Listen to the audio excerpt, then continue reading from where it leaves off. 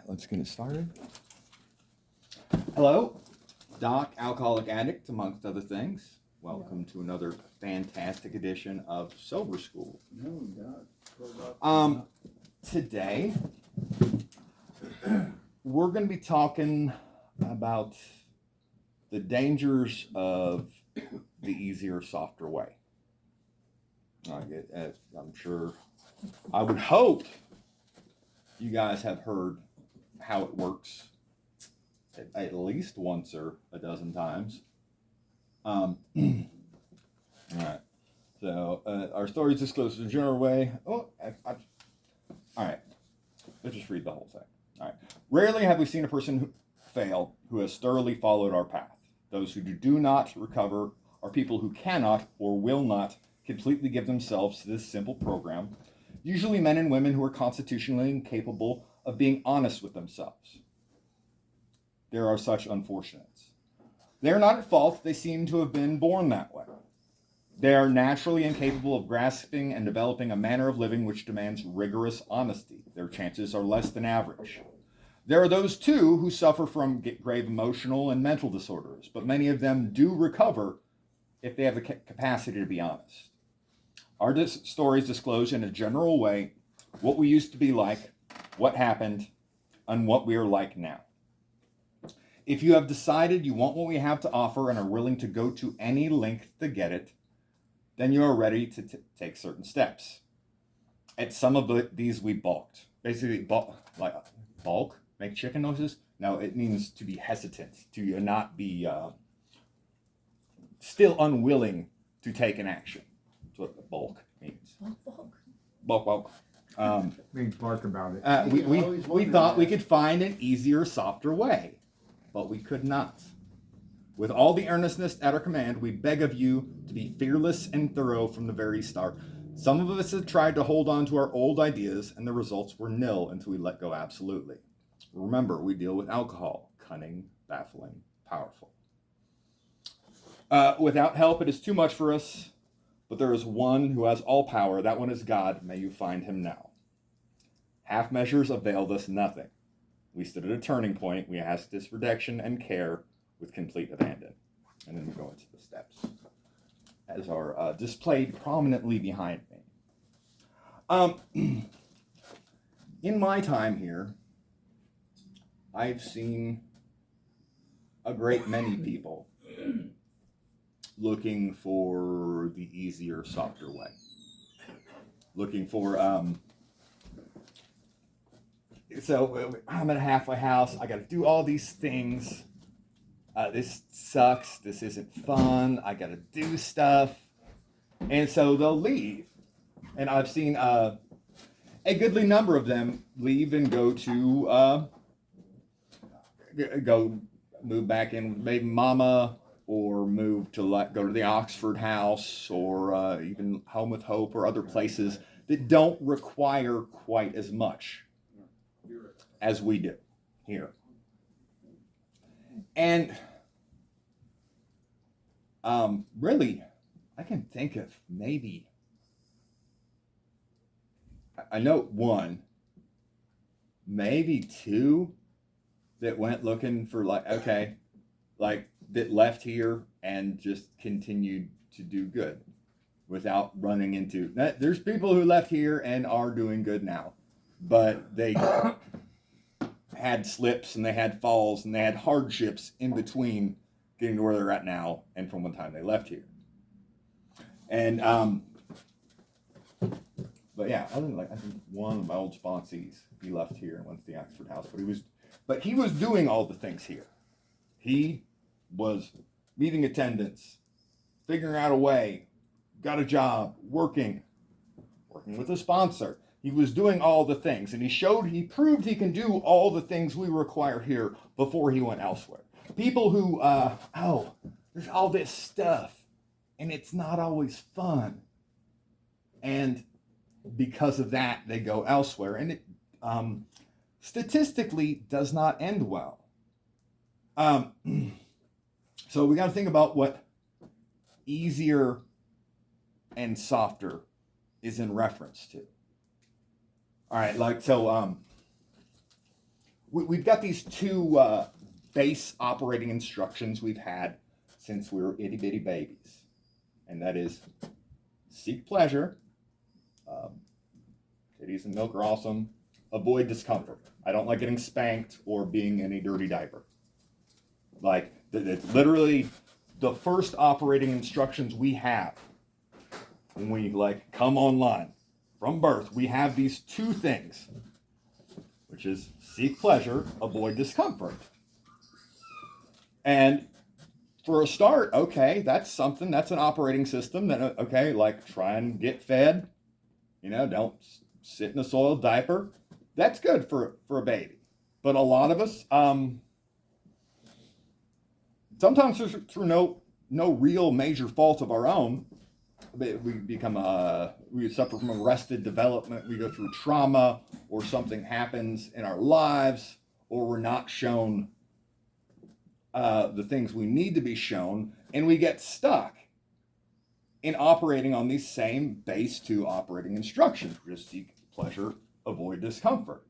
And so you got to think about what those are. So seeking pleasure, that is based in self-centeredness. That's based in how do I feel like, and wanting to feel good. That is totally based in self-centeredness. And the way this program works is by coming to believe in a power greater than ourselves. Even if it's just the rooms initially, something more than just us, more than just centered in ourselves. And, avoiding discomfort is, it's rooted in fear.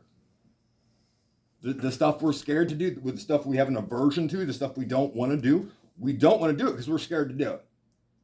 It doesn't feel good. I'm scared. It's not like, oh, I'm terrified. But the root, the primary base of avoiding discomfort is based on fear. We're avoiding stuff that we know we need to do. Can anybody name something that is both worthwhile and easy? What do you mean? What's something that's worthwhile to do, but it's also really easy to do? I like watching documentaries. Yeah. Going to fucking work. I mean, plain and simple. You go to work to something you enjoy, something you like, and Well, what if it's something you don't like? then you still do it. You still got to make a living. Well, that's very mature. I'm surprised at you, Marcus. He's showing off. Yeah, I know. Since Marcus mentioned work, I'm hating my job right now. Yeah. I hate it, but I gotta do. It's a real easy job. I do set up a buffet and sit around all day. Not rocket surgery. But I hate it. But it's like you said, it's the next right thing. Yeah. So I find another job. But is that? Yeah. But if you don't do it, you don't get paid. So then you are going to be happy or not happy. I mean, like you just said. This is not what he means. Yeah, though. that's not what he means. No. He said worthwhile. That's and easy. Yeah. And I don't know Like, that I you have gotta anything put in my work. life. Because I love my dogs. Yeah. But it's not easy. No, picking no. up their poop every Oh, time you they say, I go don't to like the life, church. period. Work. Having a kid, well, at least for the dude, that's worthwhile and easy, but it's not. That's making a Right. child. And just making a child not being there for it is not worthwhile. Yeah, you That's gotta put in actually work a either horrible, way. horrible thing. Yeah. If you make people, be there for the people. However, nothing worthwhile was ever easy. There's not a single thing that is both worthwhile and easy. So sometimes you got to. One could make the case that the inverse is true. If it's not easy, that might mean it's worthwhile. Right. Because, like, the easier, softer way, we need healing. We've got us problems. Even if we're not using or drinking at the time, at this very moment, we've still got us problems that need to be addressed, or otherwise, we'll wind up using and or drinking again, or falling in. We've got choices. There's other. get hooked on scratch off lottery tickets or internet shopping or pornography or something else. You can find another way to reinforce those same unhealthy things in you have these systems in your brain. But until you deal with the you problem, you still have a you problem. Like, and the easier, softer way, it delays healing. The easier path often means avoiding like the deep work, like the searching and fearless moral inventory. Stuff like that's not fun. And so it delays actual healing. And it keeps old patterns alive. Like addiction and alcoholism is based solely on it's a shortcut. It's that like we're talking about on Sunday, like getting a payday loan for neurotransmitters. We want a shortcut way. It's my feels and I want it now. And then, but it is not a sustainable business model. And a lot of us, we confuse comfort and safety. We confuse the two a lot. That's where like every year between 300 and 500 people get hit by trains, and a lot of them, based on toxicology after the fact, were drinking or messed up, and a lot of them just sleeping on the tracks. You know, like the distance between two rails is just under 5 feet, and there's all this big quarry rock around it, and it's very uncomfortable. But if you lay on the tracks, you get the rail to lay on, so you're not getting poked in the back, you know, and you got a nice little rail, nice cool rail to put your head on. It's actually quite comfortable, and people all the time fall asleep on railroad tracks because it's comfortable. When sleeping on the rocks next to it would not be comfortable, but it would be safe. And it's just like that. Literally, they're confusing. Oh, I'm comfortable here, and then they get hit by a train.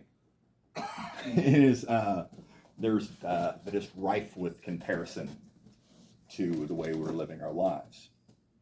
And but it says half measures availed us nothing. Half measures, doing it part of the way, half measures produce half results. Cool, we can get almost all the way there. But what did Mary Poppins say? Well begun is half done. When I'm doing a job, there's like, say I'm remodeling a bathroom. There's the fun part, the demo, you know, like just tearing stuff out. But yeah, like that's, anybody can demo a bathroom. Even he could demo a bathroom. Really? Yeah, I know, it's shocking, but I believe it. He could demo a bathroom. But could he put one back together again? Because the putting it together again and doing it right is not the fun part.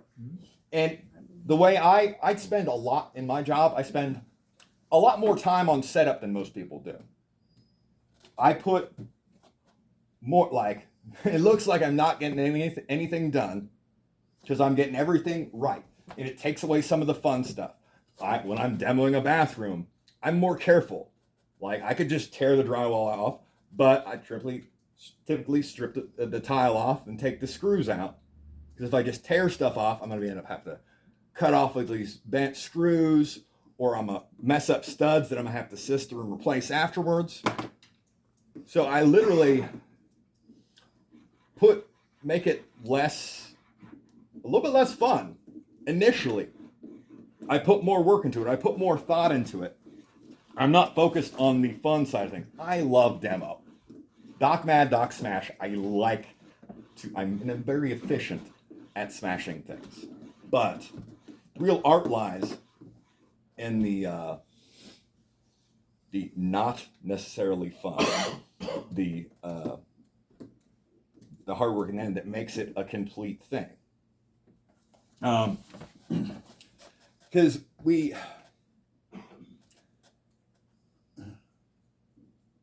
it's we look at these things, and we want, like, what makes a person grown up? It's obviously not just age. Like that's like that there is chronological maturity. I'd be overqualified. Love you. But does that make you an adult? I spent a goodly number of years around man children. You know, okay, you are over the age of 18, but you're still living your life like seeking pleasure and avoiding discomfort. One could make the case that what growing up is not necessarily having the discipline, but disciplining yourself. To like that's why I talk about embracing the suck, because embracing the suck is not fun. Embracing the suck is not comfortable. It's quite contrary, the opposite of that. And I would posit, I would put to you that might be what growing up, like adulting, like, I don't know, paying your car insurance, like taking care of groceries, paying property taxes, working the job that you might not like until you can get one that you do like, doing what you got to do. That's big boy and big girl stuff right there. Represent. That's what it looks like, and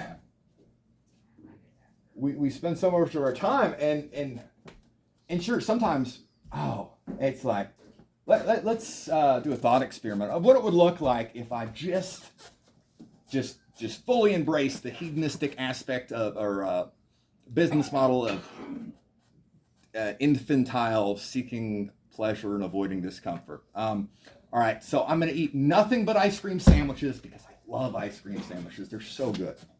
And I'm not going to clean my room because that sucks. So I'd be happy, right? Like eating. All I got to do, and I don't have to clean my room. Nobody's making me clean my room. And I got money for ice cream sandwiches all day. So am I happy? Do you think I'm really going to be happy in the long term? Yeah. Like it is, and not just sick, nauseous. I'm going to be very, very unhealthy, and my environment is going to be absolutely horrible. By living by those two basest of operating instructions, MRT goes into a lot. That's what it is outlining how much calamity or originate from that. And sure, yeah. Easier stuff like it reinforces rationalization. Well, I'm not as bad as I used to be. You know, it's a low bar. and don't get me wrong, every single person in this room, you could totally be better than you are right now. But it's not because you're worse than anybody else. It's because you're not everything you could be. It's really because, like, it's nothing against you. It's just like you've got potential that you're not living up to. You're starting. A lot of you guys are really starting to move in the right direction, and it's really cool to see. I've got all right, visual aids. All right, so so this is you and where you're at, and this is where you're trying to get. All right, and it's not too far. So this is about. So it's about 1, 2, 3,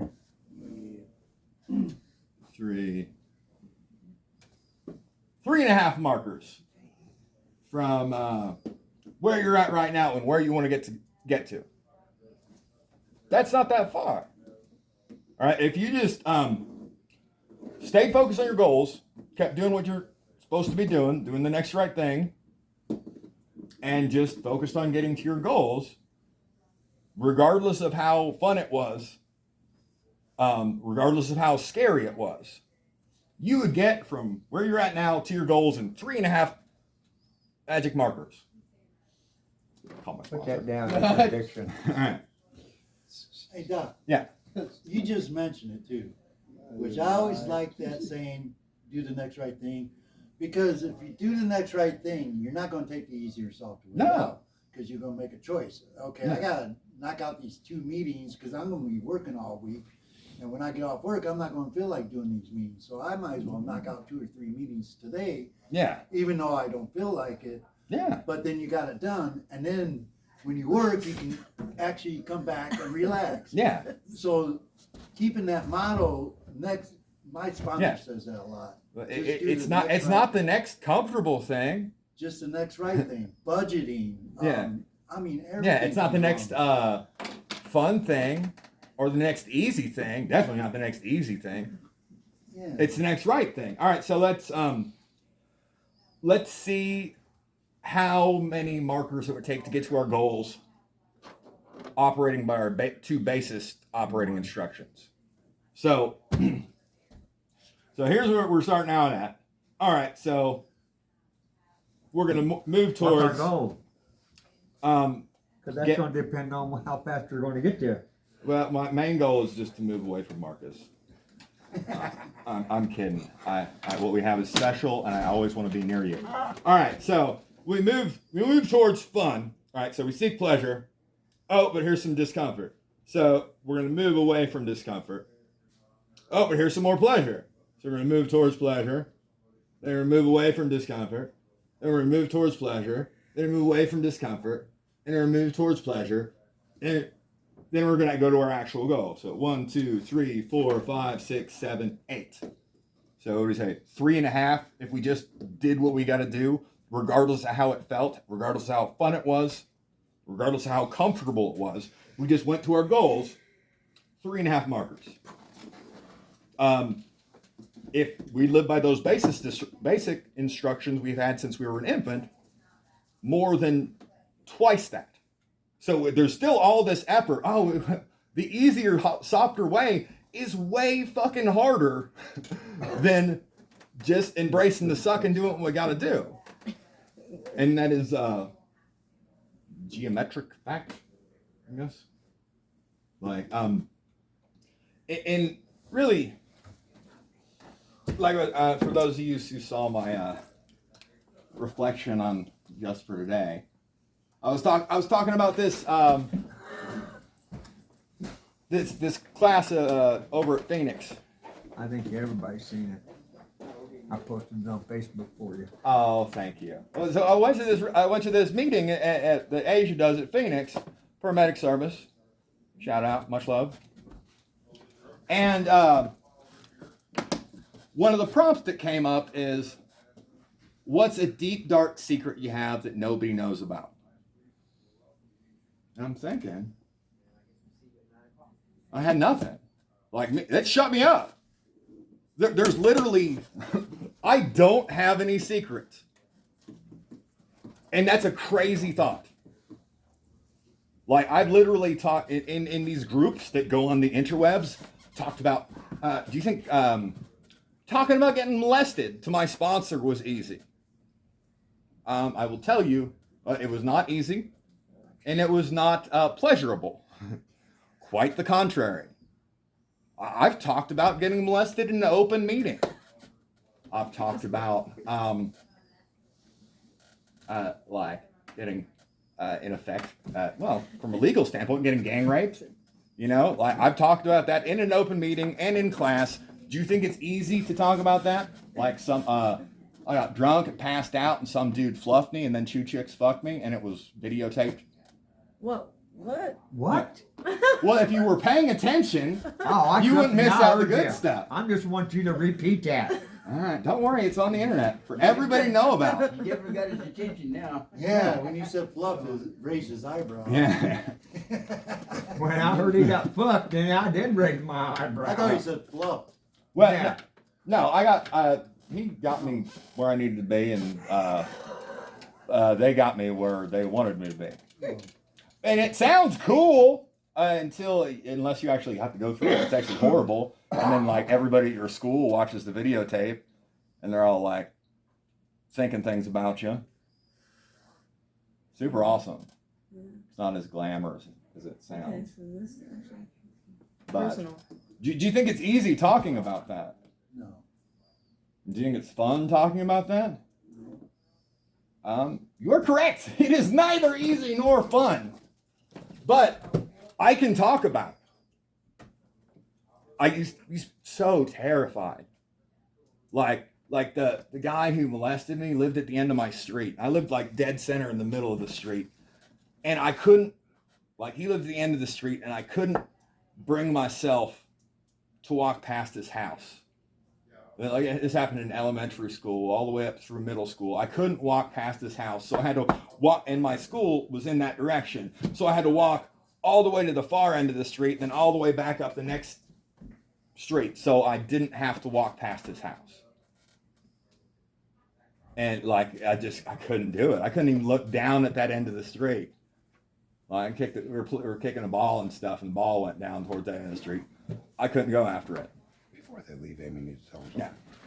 And because I was so ashamed and so scared. And man, I'll tell you, doing my step 4 with my sponsor, that's honestly the last time I really felt like, fuck, I need a drink. Like I really did, because I'm asking like, how do I put the guy who molested me on my sexual inventory? Fun questions like that. And like, oh my God, I can still picture his face. I felt super bad for the dude, like for having to process what happened to me. But as much as I kind of felt like I needed a drink at that point, when I got through my step 5, that's to the inverse of that. That's how much I felt like I didn't need a drink. Getting all that stuff off my chest. I didn't have any secrets anymore. I wasn't being ruled by fear anymore. I wasn't just focusing on, definitely got past the whole just focusing on trying to do stuff that's comfortable. Like, when I got done with my step 5 and I was driving down to Indy to see my boy, and they told me I needed to meditate for an hour after doing that. So I just drove with my car's really loud, but I drove the radio off on the way down to see my boy. And man, the peace I felt in my heart after getting all that stuff off my chest, I cannot begin to describe to you guys. It is so immensely freeing. And it's because we got past these base operating instructions. Like that, and this easier software, it isolates us, but like in a subtle way that you don't realize. Like, because it's easier. Oh man, it really bothers me when he does that one thing he does every morning. And I could the easier way is to just not bring it up. Just deal with it. Or I could do the next right thing and advocate for myself and tell him how I feel about the thing that he does every morning. So he knows. And so I don't have to carry that. And it resists accountability. The easier software way avoids any sort of inventory. Making amends, you think making amends is easy?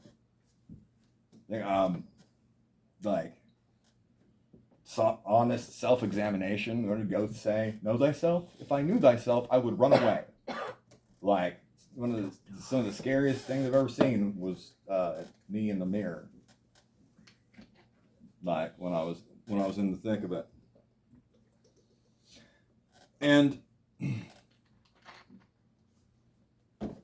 it confuses relief with recovery. Not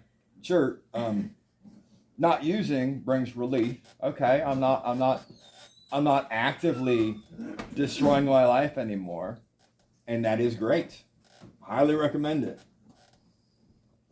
But working a program, doing this stuff, actually helps you heal and brings about a transformation that you don't get without doing some uncomfortable, unfun stuff. Like, and there's probably a reason that's not like in the title. Like, let's. How'd you get sober? I did a bunch of. I was really uncomfortable, and did a bunch of stuff that was not fun. Like that, I don't think that would sell as well. They're probably onto something going with Alcoholics Anonymous, rather than the uncomfortable, unfun club. But like I always say, it's hard to argue with results. And it helps keep ego in check. Easier way usually means my way, because it's centered in self-centeredness. Recovery asks us to try a different way, even if we don't fully understand it. Because if what you guys are doing hasn't been working, if you're not killing it at life, doing what you've been doing, what you might want to try is what you haven't tried yet. Like, even if it's not comfortable, even if it's not fun, because it costs a lot more in the long run. Like, you're going to do stuff regardless. You're going to expend effort in this finite amount of time we have on this earth. Do you want the effort you spend just be like going back and forth, working twice as hard as you actually need to? Or just going in one direction. You know, if you just turn left, or you just turn right, if you just, you're just going to go in circles. You're not going to move any closer to your goal. If you're only going in, if you're only seeking pleasure or avoiding discomfort, if you're going one of those two ways, and that's all you're doing, you're just going to go in circles, and you're not going to move. You're going to spend a bunch of effort and a bunch of time that you are not getting back, not getting any closer to your goals. And I don't know how much time we have. You know, we've got a finite number of ticks. You know, and we don't know when the clock's going to stop. Some of us are going to live forever. That's because only the good die young. I guess I'm dying now. No. You're going to be... Lafayette man lives to be 136. I don't give a. I'm not a Lafayette man. Well, you are now. No, I ain't either. Well, it's not about the number of... It's not about the amount of years in your life. It's about the amount of life in your years. Oh, there ain't much left. Abraham Lincoln. Yeah, nice. I'm going to Google that, see if that's correct. I know. But yeah, this is like, welcome to the Uncomfortable Unfun Club. That's how it works. That's all I got. Thank you.